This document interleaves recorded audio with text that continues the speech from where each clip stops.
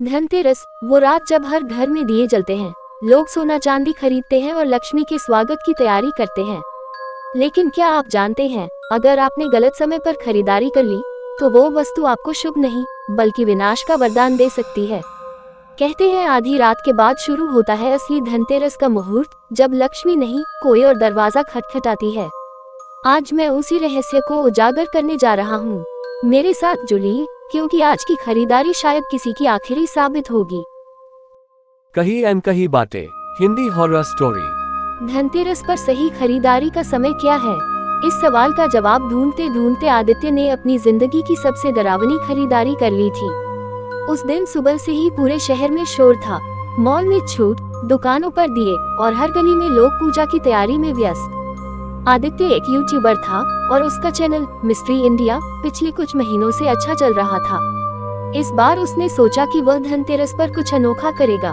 लोग तो बताते हैं क्या खरीदना चाहिए, लेकिन वह बताएगा कब खरीदना चाहिए, क्योंकि उसकी रिसर्च में कई लोगों ने लिखा था कि अगर आप गलत समय पर धनतेरस की खरीदारी करते हैं तो वो वस्तु शुभ नहीं बल्कि अपशकुन बन जाती है।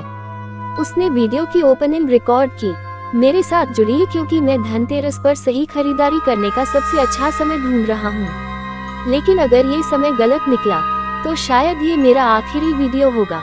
लोगों को लगा ये मजाक है, लेकिन उस दिन जो हुआ उसने सबको सहने पर मजबूर कर दिया। शाम होते ही आदित्य एक पुराने ज्वेलर्स के पास पहुंचा। दुकान का नाम था श्री लक्ष्मी ज्वेलर्स, 1889 से सेवा में। पुराना लकड़ी का बोर्ड, टिमटिमाती पीली लाइट और भीतर से आती अगरबत्ती की गंध।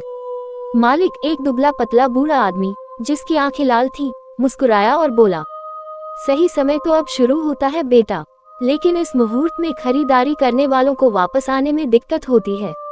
आदित्य हंस दिया। आपका मतलब क्या है अंकल? बूढ़ा बस मुस्कुराया। धनतेरस की असली खरीदारी आधी रात के बाद होती है, जब लक्ष्मी अपने द्वार से निकलती है, लेकिन उनके साथ कुछ और भी निकलता है। आदित्य ने कैमरा ऑन कर लिया। दोस्तों, आपने सुना, कुछ लोग मानते हैं कि आधी रात का मुहूर्त असली होता है। मैं आज इस मिथक को टेस्ट करने जा रहा हूँ। रात 12 बज चुके थे। शहर की ज्यादातर दुकानें बंद थी, लेकिन श्री लक्ष्मी ज्वेलर्स की लाइट अब भी जल रही थी।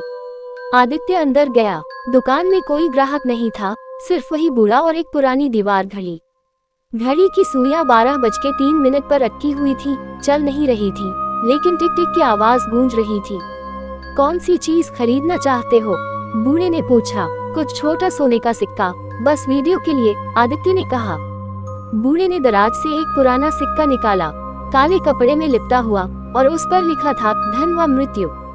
इसका क्या मतलब है? धन या मृत्यु? बूढ़ा मुस्कुराया। जो सही समय में इसे खरीदे उसे धन मिलता है, जो गलत समय चुन ले उसे ये वापस नहीं करना पड़ता। आदित्य ने बिना सोचे हंसते हुए पैसे दिए और सिक्का ले लिया। वीडियो रिकॉर्ड हो गया। वो बाहर निकला, लेकिन बाहर सड़क खाली थी, जैसे पूरी दुनिया सो गई हो। आदित्य घर लौटा। उसने सिक्के को अपने पूजा के कोने में रखा और लैपटॉप ऑन कर दिया।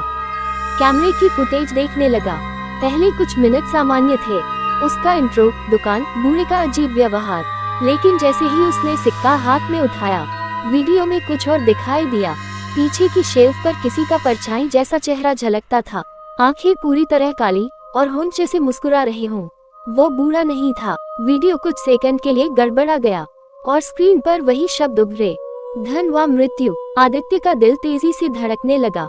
उसने सिक्का उठाया और तभी उसके मोबाइल पर नोटिफिकेशन आया, 12:03 AM, शुभ मुहूर्त प्रारंभ।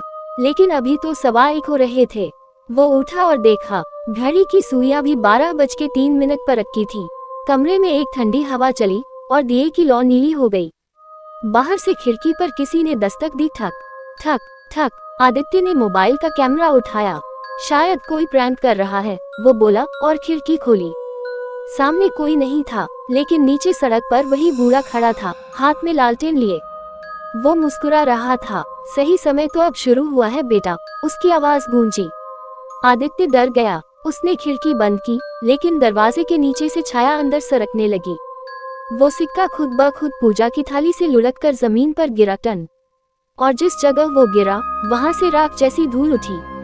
सिक्के के पास अब किसी स्त्री की धीमी फुसफुसाहट सुनाई देने लगी, खरीद तो लिया, अब लौटाना मत। आदित्य ने मोबाइल कैमरा चालू किया।